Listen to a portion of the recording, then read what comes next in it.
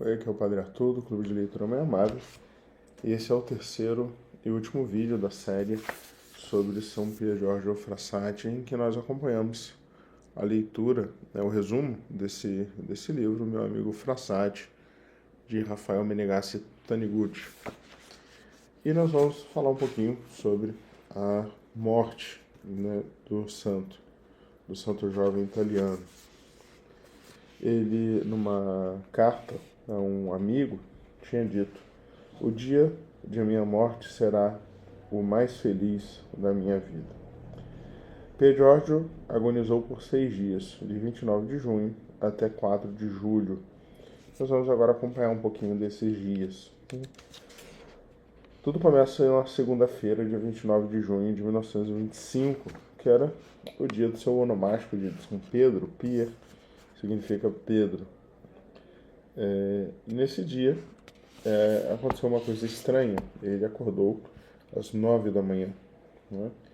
Ele sempre foi uma pessoa extremamente regular com relação à hora de acordar, né? Sempre acordava cedo. E nesse dia ele acordou mais tarde do que o normal. Durante a tarde, foi visitar com sua irmã um padre de Polônia que estava hospitalizado. E ele dizia, né, para sua irmã: hoje é o dia da festa desse padre, né, porque era o dia onomástico, né? O padre chamava Pedro também. É interessante como ele pensava sempre nos outros e nunca em si mesmo. Depois da missa, um dos seus amigos percebeu que ele estava meio abatido e comentou, né: Frassati, você está com cara de quem vai fazer provas. Ele voltou a casa e ele falou com a cozinheira que estava passando mal, estava com dor de cabeça e nos rins, né, pedindo à cozinheira que comprasse alguns remédios para ele. Depois foi conversar com a sua irmã, né, que já estava casada nessa época, estava visitando os pais, né, e pediu à irmã que doasse algum dinheiro para obras de caridade. Na terça-feira, dia 30, Frassati de novo demorou para se levantar da cama. Né? Apesar da sua fisionomia abatida, ninguém lhe perguntava como estava. Foi à missa junto com a irmã, os dois comungaram. Né? Pier Giorgio ficou feliz de ver sua irmã indo à missa com ele, comungando. Né? Nessa época, sua avó, Dona Linda, né, aquela que ensinou para ele os rudimentos ali da fé, estava gravemente doente. Ele voltou da missa e foi estudar em casa. Né? Estudou um pouco, faltavam somente 2 provas para que ele terminasse a faculdade. Depois ele foi visitar, né, os amigos que estavam de férias em Turim. Né? Lembra que aqueles amigos do grupo dele principal, muitos já tinham se mudado de Turim nesse ano de 1925, e vários estavam lá por ocasião das férias. Então ele foi visitá-los. Né? E os amigos perceberam que ele estava pálido, né? Que ele não estava bem. Ele mesmo disse para um deles: se Deus me chamar a si, obedecerei com alegria. Na parte da tarde desse dia 30, ele foi remar com alguns amigos no rio Pó, que cruza a cidade de Turim. Né? Estava bem no início, mas no meio do passeio ele começou a sentir muita dor nos músculos das costas. Né? E ainda brincou dizendo, né, estamos todos ficando velhos. Só que no meio do passeio ele não aguentou mais de dor. Tiveram que levar ele para casa. Né? Suas forças o abandonaram e não conseguia mais nem disfarçar a dor que estava sentindo. Né? ele disse para os amigos, né, vou tomar um bonde para casa. Os amigos estranharam, porque ele normalmente não andava de bonde, somente andava a pé, né? Mas percebeu, tipo, ele não tá bem, né? Ele chegou em casa com uma forte dor de cabeça, né? Não teve vontade de jantar. Depois do jantar, ele ficou silencioso, não reclamou nenhuma vez do que estava sentindo para os pais, para ninguém, né? E subiu as escadas da casa com muita dor, pediu uma aspirina à criada. Por toda a madrugada, ele teve uma febre muito alta, né?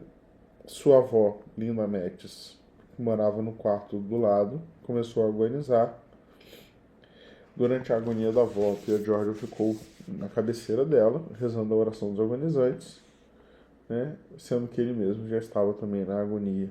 Ele sentiu uma dor lancinante, estava com dificuldade nos movimentos, né?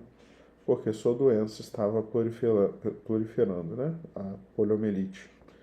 Mesmo assim, ele não reclamava nenhum instante, né? Mas os empregados perceberam que ele tinha uma certa aflição no olhar, mas acharam que era por causa da avó, né? A Luciana, sua irmã, suspeitou de que ele não estava bem, né? E falou com a mãe: mamãe, Pia Georgia tem febre e vomita. E a mãe respondeu: que tome um purgante e não complique as coisas num momento como este, né? Respondeu a dona Adelaide com bastante irritação.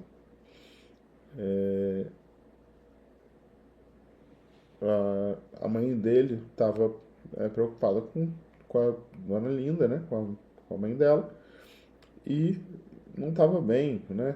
Tinha a questão toda do divórcio, enfim. Ela não percebeu que seu filho estava gravemente doente. Como foi o médico lá para ver a avó do Pierre Giorgio, o médico aproveitou e passou para visitar também o Pierre Giorgio. Mas ele não conseguiu constatar a doença e achou que era uma febre reumática. No dia 1º de julho, numa quarta-feira, Pierre Giorgio acordou com 39 graus de febre. Foi o dia que ele deu os últimos passos fora de casa, né?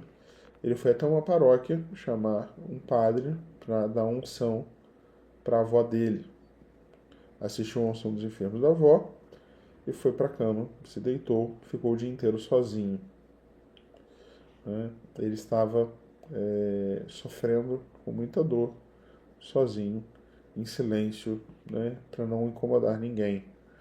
Progressivamente foi ficando paralisado, começando pelas pernas. Qualquer movimento, o mais simples movimento, era extremamente doloroso. De madrugada, ele conseguiu ir até o telefone com muita dor para ligar para um médico, né? Tarde da noite, a criada o surpreendeu cambaleando no corredor, descendo a escada, né? E ele fazia isso, né, sozinho mesmo, com muita dor, porque ele não queria incomodar ninguém. Nesse dia, dia 1º, sua avó faleceu. Na quinta-feira, dia 2 de julho, era 7 horas da manhã, quando Pia Giorgio pediu à médica que chamasse um médico. Ele passou a noite toda sem dormir, a noite do dia 1º para o dia 2, mas também não quis incomodar ninguém, né? Olha que interessante, ele esperava os empregados acordarem, começar o horário do expediente dos empregados para pedir ajuda, né? Porque ele não queria incomodar ninguém. Pediu à mãe, um pouco mais tarde, que mandasse um empregado chamar o médico.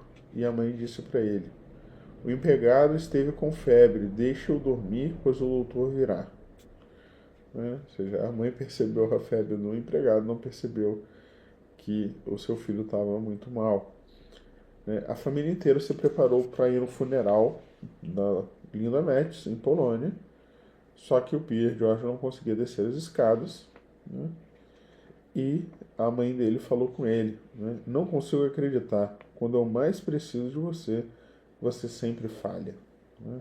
Então, imagine só o sofrimento daquele jovem que não só, né, sofria com muita dor, essa coisa toda, mas sendo humilhado aí pela própria mãe que não conseguia perceber tudo que ele estava passando, né? Então, Adelaide não sabia que ele tinha caído 3 vezes já, tentando andar, se apoiando nas paredes do corredor, né? Ou seja, ele queria muito ir no velório, né? Porque ele realmente não conseguia. O amigo dele, Marco, que era o seu melhor amigo, foi visitá-lo, conversaram muitas coisas, né? E P. George não reclamou das dores em hora nenhuma. Na despedida, o Marco queria abraçá-lo e o Frassati disse: vá para a janela, pois posso contagiá-lo. Não venha amanhã antes das 9 horas. Você está de férias, precisa de descanso. O seu tempo e seu sono são preciosos. Ou seja, ele estava morrendo, estava preocupado com o descanso do amigo dele. Mais tarde, ele tentou se levantar de novo para ir no rito fúnebre da avó, mas caiu na cama, né, e não conseguiu mais se levantar. A mãe e a irmã foram até escutar o barulho dele caindo, foram até lá. E a mãe falou com ele assim: você se deixa levar, é incapaz de se esforçar. Se quer se curar, precisa fazer um esforço, né? A mãe, ele dizendo que ele não melhorava porque ele não queria, né? Não se esforçava. E Pierre George se calava diante desses ataques, né? Das indiferenças e das humilhações, como o Nosso Senhor também, que se calava. Um primo de Pierre George dormiu no quarto vizinho, né? E o Pierre George sofreu tanto que mesmo ele, que não gostava de incomodar ninguém, chamou o primo várias vezes naquela noite, né? E o primo ficou muito impressionado com a maneira esquisita dele se mover, ou seja, da maneira como ele estava sofrendo. Na sexta-feira, dia 3 de julho, Pierre George saudou seu primo, como se fosse revê-lo em pouco tempo. Suas pernas já estavam totalmente paralisadas. Estava todo mundo indo para o funeral da Linda Metz, da avó dele, né? No último momento, a mãe dele decidiu ficar em casa, estava muito cansada, né? E disse para o Marco, para o seu amigo: Pierre George podia escolher um momento melhor para ficar doente.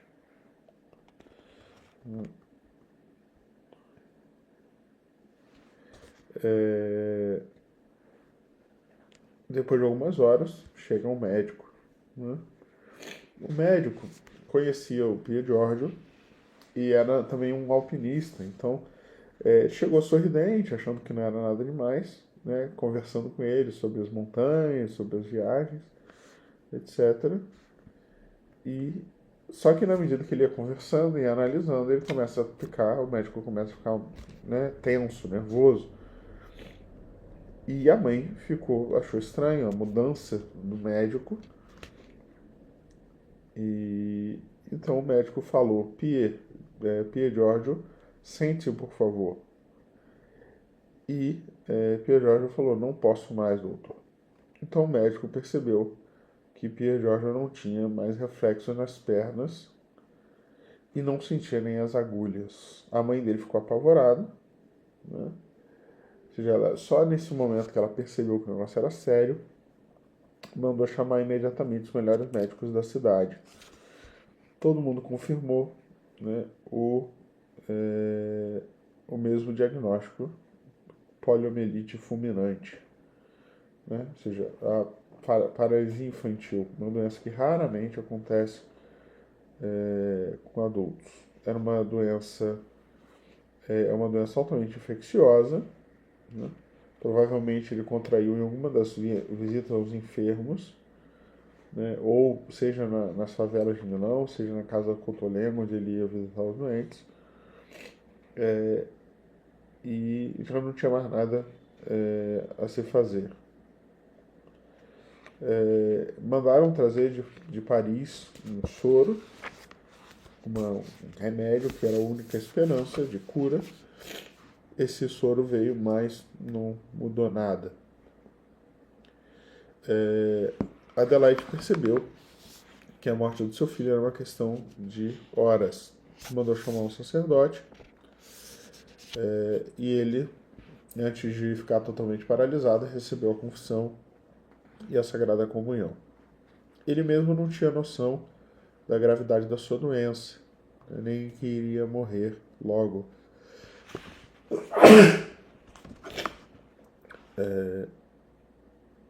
Ele estava exausto. Desde segunda-feira ele não conseguia dormir por causa das dores intensas que sentia. Já tinha 5 dias que ele não conseguia descansar. Né? Pediu morfina para aguentar a dor, mas o médico não deu, porque seria pior ainda para sua saúde.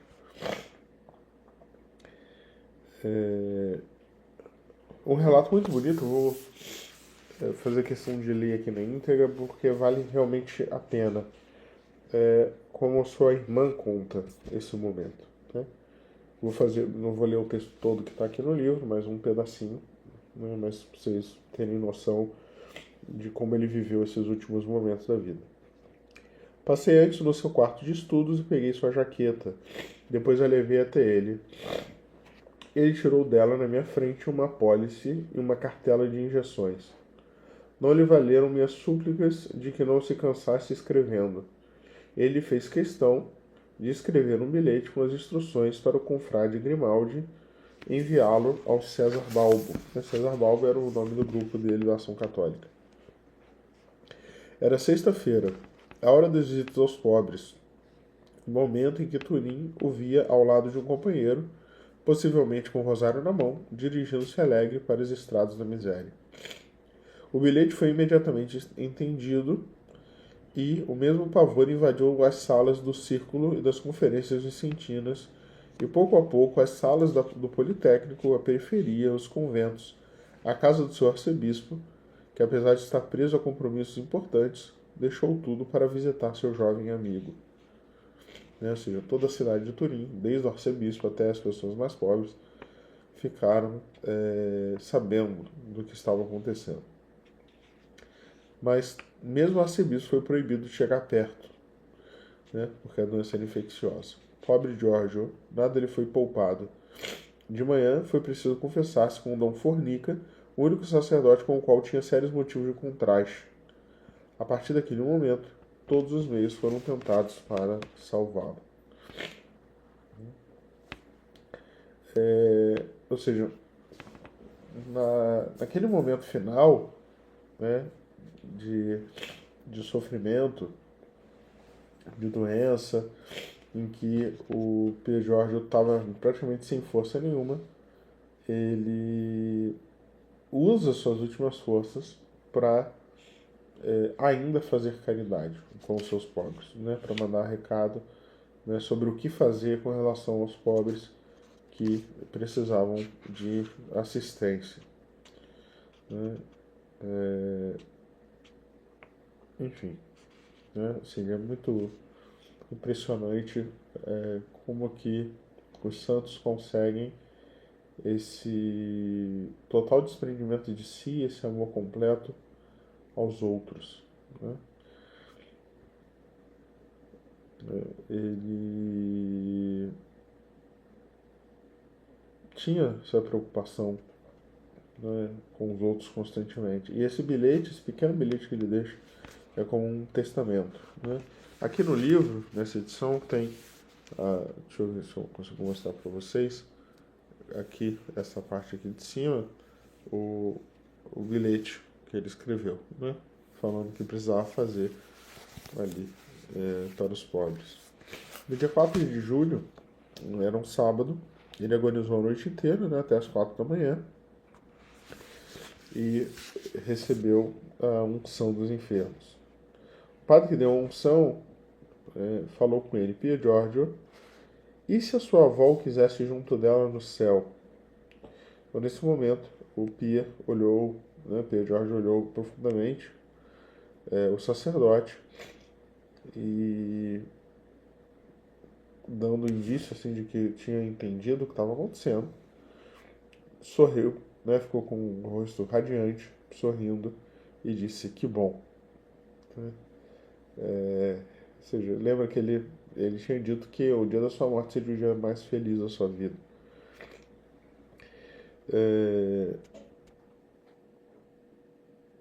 Tão logo recebeu o sacramento, Pier Giorgio perdeu a consciência e já não reconhecia mais ninguém.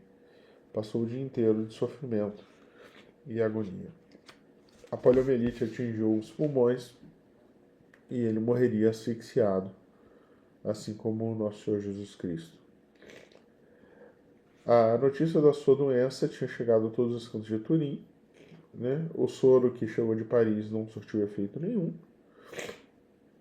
Seu pai, no leito, gritava, soluçando, chorando.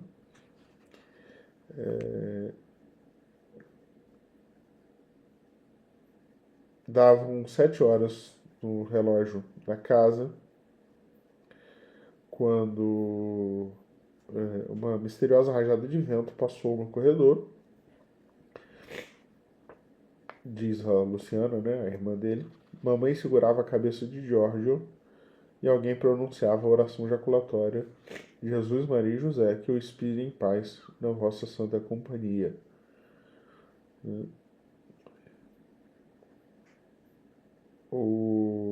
A irmã dele estava ajoelhada com um terço que ele tinha dado para ela, enrolado na mão,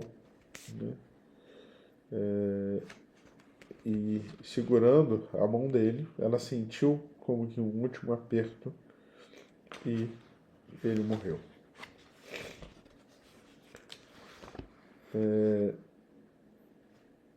Uma dos relatos mais bonitos é o relato que a sua irmã faz sobre o velório, Em casa, ficamos com a sensação de nos encontrar pela primeira vez diante de algo irremediável e ao mesmo tempo de muita complexidade para entendermos. Ao passo que as portas começavam a se abrir para deixar passar rostos novos, desconhecidos, como a vida de Pier Giorgio. Mamãe tentou ainda impedir, não intuindo que estava começando a revelação da grandeza do seu filho. Por minha insistência, retirou a ordem. O rio de pessoas caladas, os rostos pasmos ou regados de lágrimas, iam até ele e o tocavam como uma relíquia diante de nós, que por anos o havíamos ignorado. Ou seja, a mãe ficou espantada de que estava chegando um monte de gente desconhecida para visitar o corpo. Ela tentou até trancar a casa, mas a Luciana, a irmã, não pediu ela que não fizesse isso. Enfim, ela acabou deixando e começou a vir aquele monte de gente. Muita gente chorando, todo mundo querendo tocar no corpo do Pier Giorgio como uma relíquia. A multidão continuou até o momento que Pier Giorgio atravessou pela última vez a porta de casa entre as duas alas de pessoas ajoelhadas. Assim, na rua, sobre a calçada, das janelas e diante de todos, Pier Giorgio refugiu na vingança da sua humildade. A família sempre o ignorou e, no dia da morte, eles perceberam que ele era muito conhecido.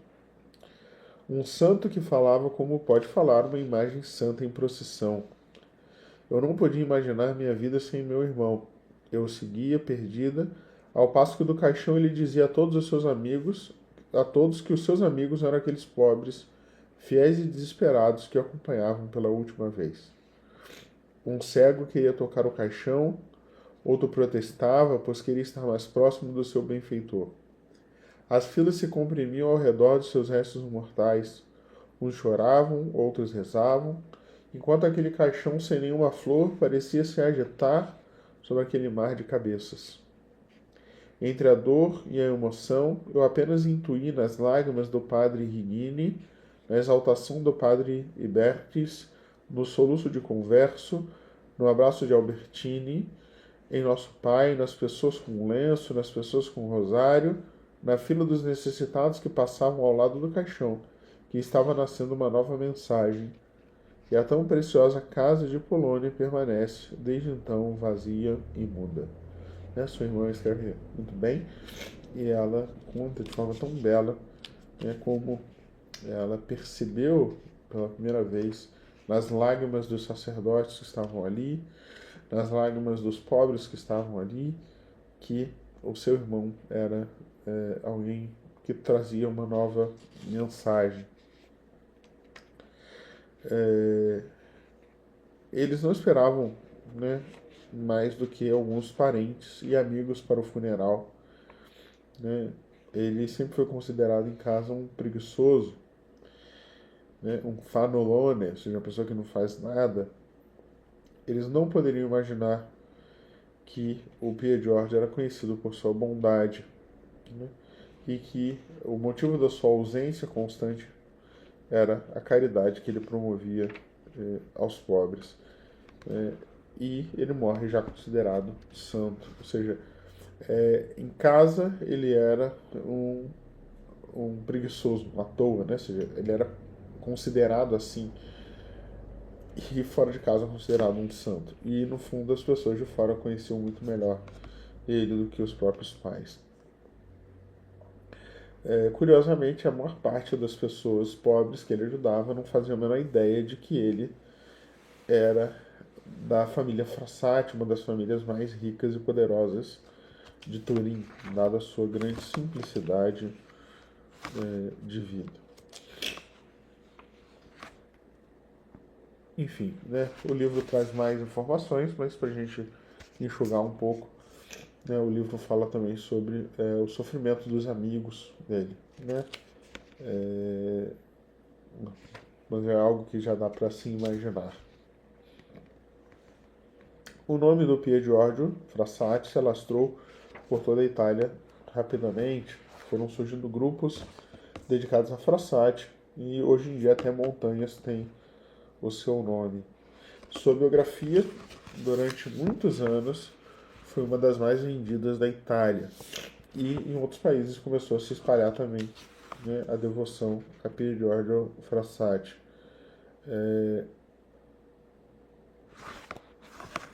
Foi feito o processo, né, de beatificação. O Papa João Paulo II, que tinha conhecido a vida do Frassati antes de ser Papa, e que o chamou de o Homem das Oito Bem-aventuranças, né, o proclamou beato no dia 20 de maio de 1990, né, e indicando Frassati como modelo para a juventude moderna, em especial para os esportistas. No seu túmulo, além do João Paulo II, estiveram presentes também para rezar Bento XVI e o Papa Francisco. O Papa Leão XIV canonizou o Pier Giorgio Frassati no dia 7 de setembro de 2025, junto com a canonização de São Carlo Acutis. Então, esse é o resumo da sua vida, uma vida, né, belíssima, belíssima, belíssima. Espero que vocês tenham gostado. Perdoem minha voz nesse último vídeo, eu estou meio gripado, como vocês podem perceber, mas valeu muito a pena conhecer, valeu muito a pena ler esse livro, né, e conhecer um pouco da vida desse jovem santo, de uma vida tão extraordinária nas virtudes, ao mesmo tempo tão ordinária, tão comum, tão perto de nós, né, e que a gente possa imitá-lo. E que, de forma especial, para as mães aqui do clube, que vocês saibam apresentar esse jovem como modelo para os filhos de vocês, né, para os jovens que vocês são responsáveis por educar, para que eles possam, imitando as virtudes desse santo, se tornarem também como ele, né, santos um dia. Que a gente possa conquistar para a Frassati novos amigos, se Deus quiser. Deus abençoe.